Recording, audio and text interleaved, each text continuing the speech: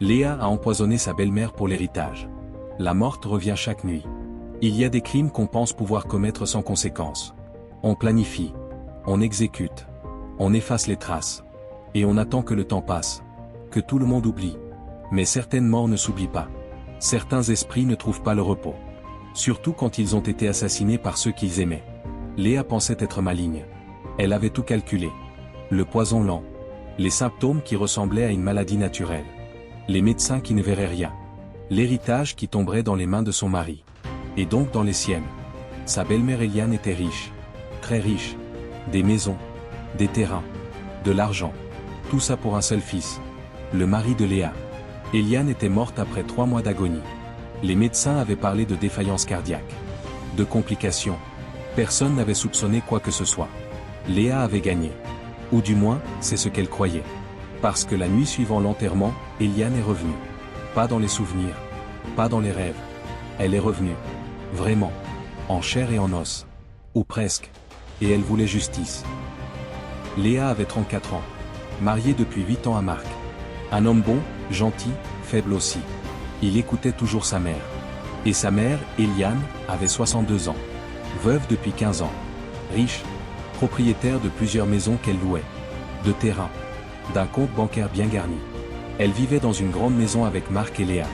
Et leurs 2 enfants. Au début, les choses allaient bien. Eliane était généreuse. Aimait ses petits-enfants. Aidait financièrement le couple. Mais elle était aussi autoritaire. Contrôlante. Tout devait se faire à sa façon. Léa, tu cuisines trop salé. Léa, tu ne t'occupes pas bien des enfants. Léa, tu dépenses trop d'argent. Léa supportait. Souriait. Oui, belle maman. Pardon, belle maman. Mais intérieurement, elle bouillait. Le pire, c'était l'argent. Eliane contrôlait tout. Marc travaillait dans une banque. Salaire correct. Mais Eliane ne leur laissait rien garder. Donnez-moi votre salaire. Je gère tout. Comme ça, vous ne gaspillez pas. Marc obéissait. Comme toujours. Léa demandait de l'argent pour les courses. Pour les enfants. Eliane donnait. Mais au compte-gouttes. Pourquoi tu as besoin de temps? Tu gaspilles. Léa ne pouvait rien acheter pour elle-même. Pas de vêtements. Pas de sortie. Rien. Quand elle mourra, tout nous reviendra, se disait-elle. Patience. Mais Eliane était en pleine santé. Forte. Active. Elle pouvait vivre encore 20 ans. 20 ans. Léa ne pouvait pas attendre 20 ans. Un jour, elle surprit une conversation. Eliane parlait au téléphone avec son notaire. Oui, je veux changer mon testament. Donner plus à l'orphelinat. Mon fils et sa femme n'ont pas besoin de tout. Léa sentit la panique. Eliane allait donner une partie de l'héritage à un orphelinat? Non. Impossible. Ce soir-là, elle parla à Marc. Ta mère veut donner notre héritage à un orphelinat.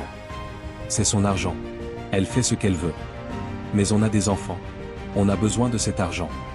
On s'en sortira. J'ai mon salaire. Ton salaire qu'elle prend chaque mois. On ne possède rien. Marc ne répondit pas. Il ne voulait pas contrarier sa mère. Léa comprit. Elle devait agir. Seule. Elle commença à chercher sur Internet, dans des livres. Comment tuer quelqu'un sans laisser de traces? Elle trouva. Le poison. Lent. Progressif. Qui imite une maladie naturelle. Elle en acheta. Sur le marché noir. Un contact d'un contact. Poudre blanche. Sans odeur. Sans goût. Tu mets ça dans sa nourriture. Chaque jour. Petit à petit. En 3 mois, elle sera morte. Et ça ressemblera à une insuffisance cardiaque. Léa paya. 50 000 francs. Tout ce qu'elle avait économisé en secret. Elle rentra chez elle. Le sachet caché dans son soutien-gorge. Le cœur battant. Ce soir-là, elle prépara le dîner. Riz. Sauce arachide. Elle ajouta une pincée de poudre dans l'assiette d'Eliane. Eliane mangea sans rien remarquer. Léa aussi mangea. Mais son estomac était noué. Elle venait de franchir une ligne. Une ligne qu'on ne peut jamais retraverser. Les jours suivants, Léa continua. Chaque repas. Une petite pincée. Invisible. Inodore. Eliane ne remarquait rien. Mangeait normalement. Vivait normalement. Mais après 2 semaines, elle commença à se sentir fatiguée. Je ne sais pas ce que j'ai. Je me sens faible. Allez voir le médecin, belle maman, suggéra Léa. Faussement inquiète. Eliane alla voir le médecin. Qui fit des examens. Ne trouva rien d'alarmant. C'est l'âge, madame. Reposez-vous. Mangez bien. Mais Eliane continuait à décliner. Après 1 mois, elle avait perdu du poids. avait des vertiges. Des palpitations. Je ne comprends pas.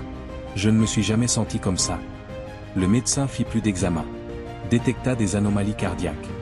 Votre cœur est affaibli. Je vais vous prescrire des médicaments. Eliane prit les médicaments. Mais ça n'aidait pas. Parce que le problème n'était pas son cœur. C'était le poison. Qui s'accumulait. Qui détruisait son organisme de l'intérieur. Après 2 mois, elle ne pouvait plus marcher. Restait couchée. Respirait difficilement. Marc était désespéré. Maman, qu'est-ce qui t'arrive?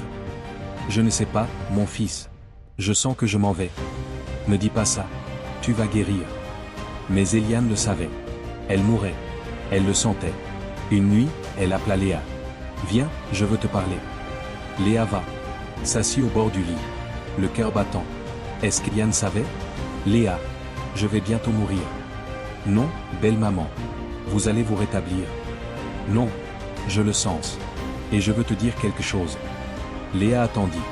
Nerveuse. Je sais que je n'ai pas été facile avec toi. J'ai été dure. Exigeante. Mais c'était pour te rendre forte. Pour que tu sois une bonne épouse. Une bonne mère. Je comprends, belle maman. J'ai changé mon testament. J'ai donné moins à l'orphelinat. Presque tout ira à mon fils. Et donc à toi. Pour les enfants. Promets-moi de bien utiliser cet argent. Léa sentit un mélange de soulagement et de culpabilité. Je vous le promets. Promets-moi aussi de prendre soin de mon fils. Il est faible. Il aura besoin de toi. Je vous le promets. Eliane sourit. Ferma les yeux. Merci. Tu es une bonne belle-fille. Je te pardonne si je t'ai fait souffrir. Léa sortit de la chambre. Pleura. Pas de tristesse. Mais de soulagement mélangé à de la culpabilité. 3 semaines plus tard, Eliane mourut. Dans son sommeil. Paisiblement. Le médecin signa le certificat de décès. Insuffisance cardiaque. Malheureusement, à son âge, c'est fréquent. Personne ne soupçonna quoi que ce soit.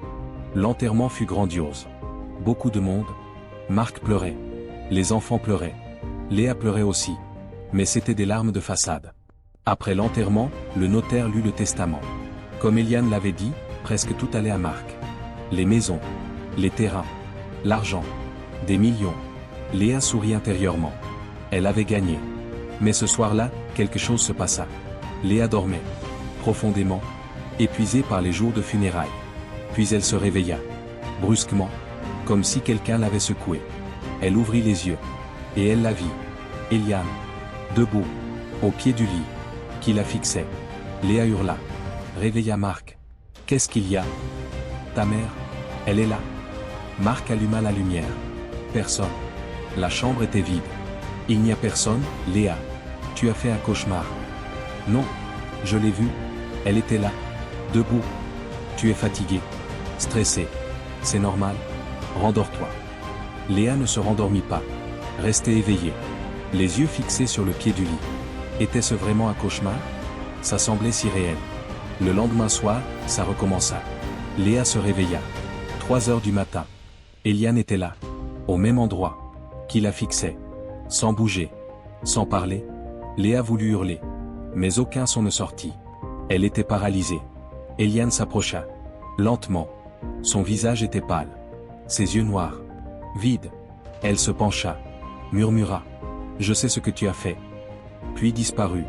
Léa se mit à trembler. Se réveilla vraiment. En sueur. Le cœur battant à 100 à l'heure. Cette fois, elle ne réveilla pas Marc. Que pourrait-elle lui dire? Les nuits suivantes, Eliane revint.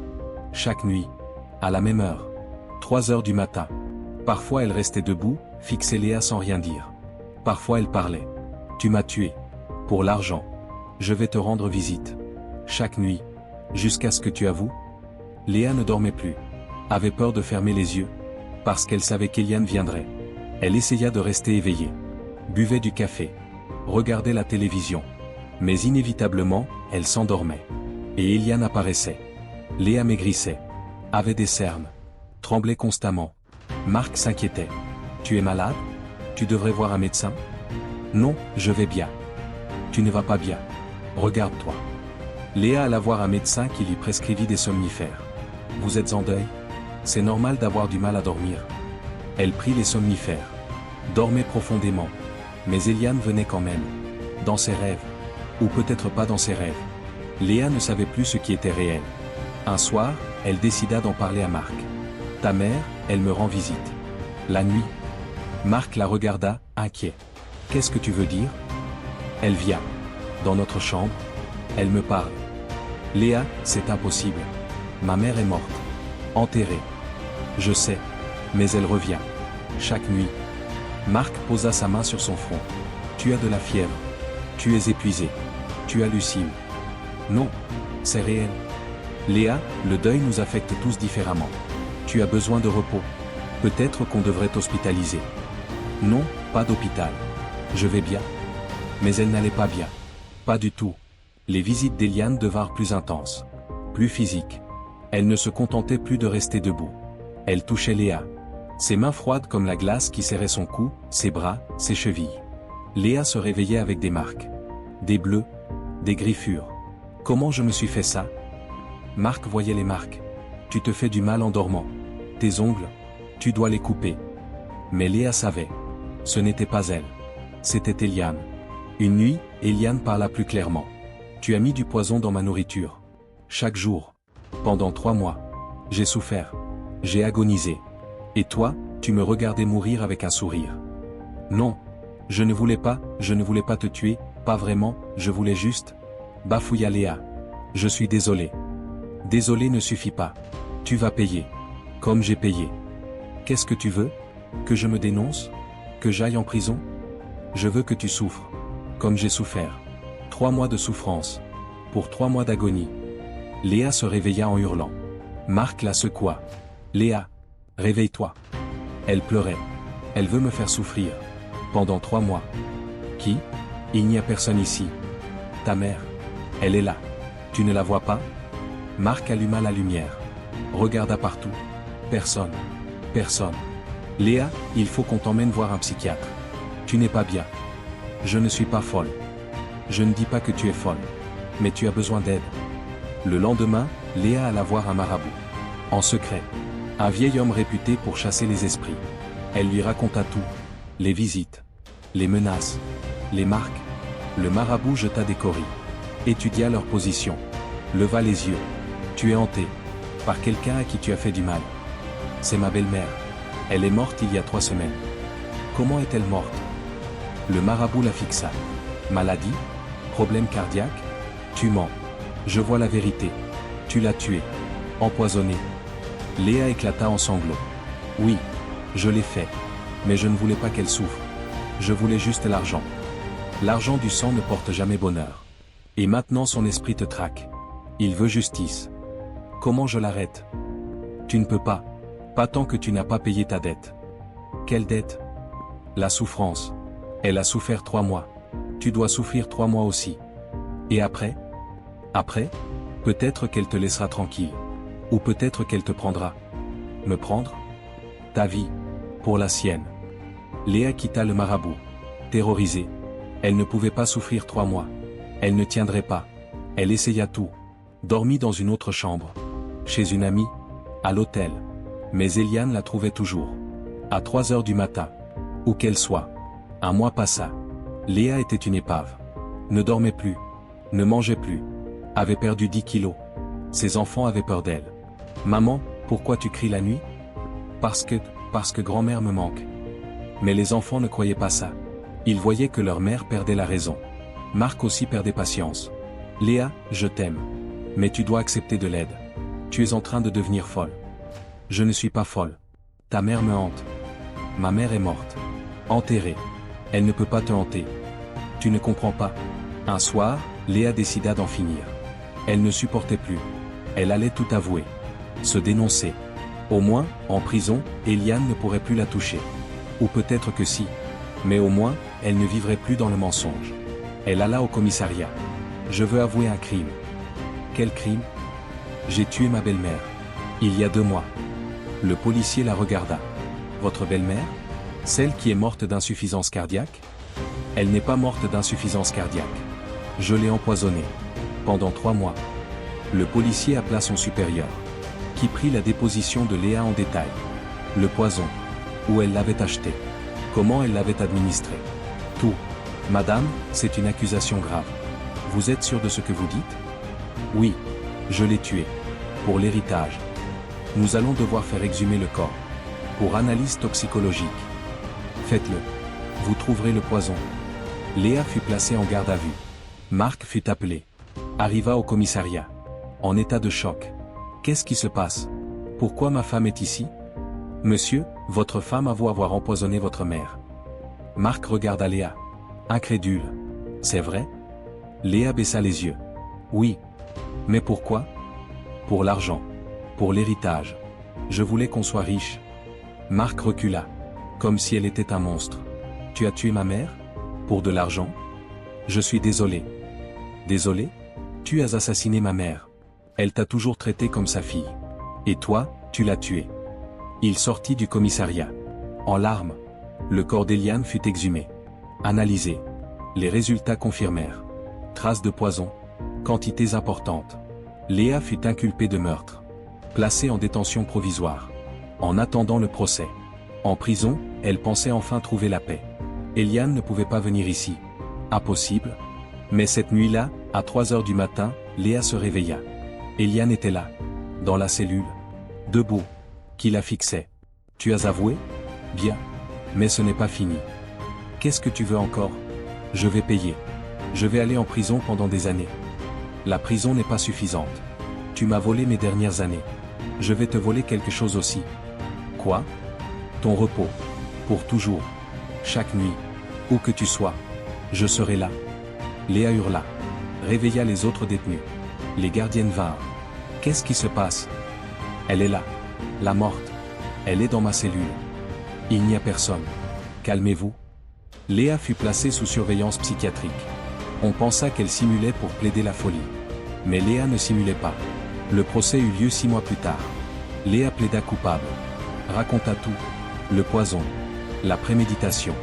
Le mobile. L'avocat de la défense essaya de plaider la folie temporaire. Ma cliente entendait des voix. Des apparitions. Elle n'est pas saine d'esprit. Mais le procureur répliqua. Astérisque, elle était parfaitement saine quand elle a acheté le poison. Quand elle l'a administré pendant 3 mois. Quand elle a attendu que sa belle-mère meure pour hériter. C'est un meurtre avec préméditation. Astérisque. Le jury délibéra. Verdict, coupable. Sentence, 20 ans de prison ferme. Léa accepta. Presque avec soulagement. Au moins, les choses étaient claires maintenant. Marc demanda le divorce. Obtint la garde des enfants. Je ne veux plus jamais te voir. Les enfants ne vinrent jamais lui rendre visite. Trop honteux. Trop blessé. Léa resta seule. En prison.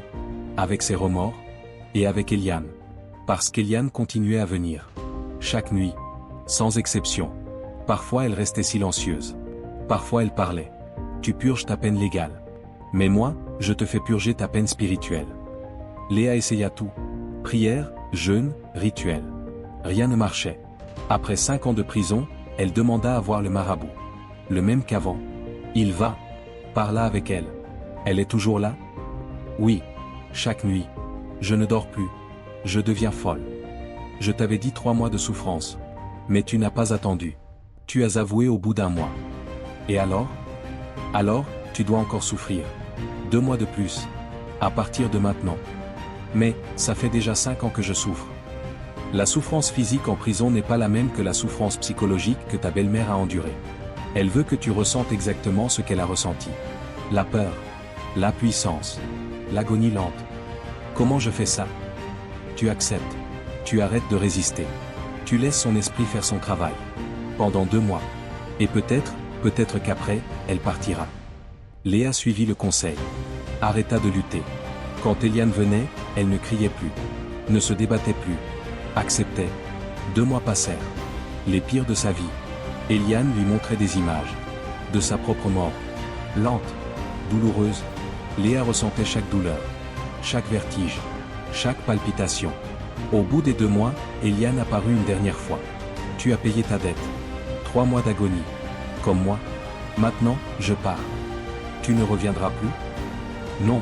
Mais souviens-toi, chaque nuit, de ce que tu as fait et de ce que ça a coûté. Elle disparut. Léa ne la revit jamais. Mais elle ne retrouva jamais le sommeil non plus. Léa purgea ses 20 ans. Sortie de prison à 54 ans. Ses enfants étaient adultes. Ne voulait pas la voir. Tu as tué notre grand-mère. On ne te pardonnera jamais. Marc s'était remarié. avait refait sa vie. L'argent de l'héritage? Il avait tout donné. Aux œuvres de charité. Aux orphelinats. Je ne veux pas de l'argent du sang. Léa vivait seule. Dans une petite chambre. Avec une petite pension de l'État. Elle ne dormait toujours pas vraiment. Pas à cause d'Eliane. Mais à cause des souvenirs. De la culpabilité. Parfois, des gens la reconnaissaient. C'est toi la femme qui a tué sa belle-mère? Elle baissait la tête. Oui. Tu as eu ce que tu méritais. Je sais. Une nuit, seule dans sa chambre, elle pensa à tout ce qu'elle avait perdu. Son mari. Ses enfants. Sa liberté. Son sommeil. Sa dignité. Et pourquoi? Pour de l'argent qu'elle n'avait jamais touché. Pour un héritage qu'elle n'avait jamais vu. Elle pleura. Comme elle pleurait chaque nuit. Et elle comprit. Le vrai prix du crime n'est pas la prison. C'est ce qui reste après. Le vide. La solitude. Les regrets éternels. Eliane avait obtenu sa vengeance. Pas seulement pendant 3 mois. Mais pour toute la vie de Léa. La cupidité pousse les gens à commettre l'irréparable. On se dit que l'argent résoudra tous les problèmes. Qu'il vaut tous les sacrifices. Mais l'argent ne vaut rien si on le gagne en prenant une vie. Surtout la vie de quelqu'un qui nous faisait confiance. Les morts ne pardonnent pas toujours. Surtout quand ils ont été trahis par ceux qu'ils aimaient. Leurs esprits cherchent la justice. D'une manière ou d'une autre. Si vous êtes tenté de faire du mal pour de l'argent. Si vous pensez que personne ne saura. Souvenez-vous de Léa. Souvenez-vous que certaines morts ne restent pas enterrées. Et que certaines vengeances durent plus longtemps que la vie elle-même. Merci d'avoir suivi cette histoire.